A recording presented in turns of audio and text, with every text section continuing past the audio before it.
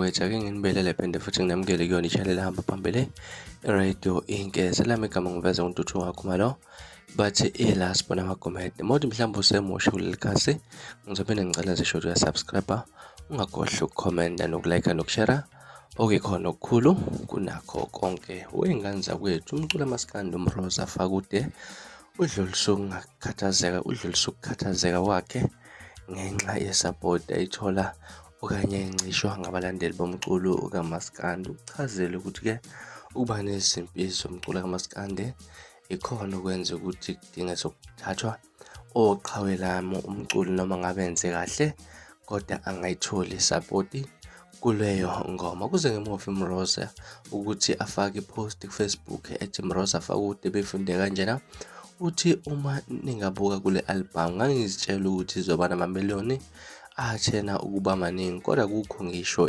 half yemiliyoni, kodwa ngangithi ngisebenze ngokuzikhandla kuyo kakhulu futhi-ke kodwa lokho kwezinamba ezilana kwanazo ezingiqeda wona amandla. Nkosi yami, ngivilapha ngisho ukubuyela esitudiyo makunjena yonke into ebiza imali kunalokhu zikhala kimi ephaketheni inzuzo lutho kuzolamba izikane zami lana istro and manje yonke into esisebenza online kodwa hhayi kimi akuhambi kahle. Ngisho sengicabanga ukubeka amakhokho ethali ukuze ngizokwenza okunye ngempilo yami, nalokhu kuthiwa ngiyakhala uma ngibika kakhulu kuyangicindezela ngumuntu nami nginamaphutha kwaba ngiphi uthando. Ngiyabonga kakhulu bakithi kwande bafowethu. Ubhala kanjalo wey'ngane zakwethu uMroza Fakude esho nokusho ukuthi-ke usecabanga ukubheka amakhokho ethala-ke lapha ngenxa yokuthi-ke abantu abawuzange bawuthakasela umculo wakhe nakuba sebenze ngokuzikhandla unyaka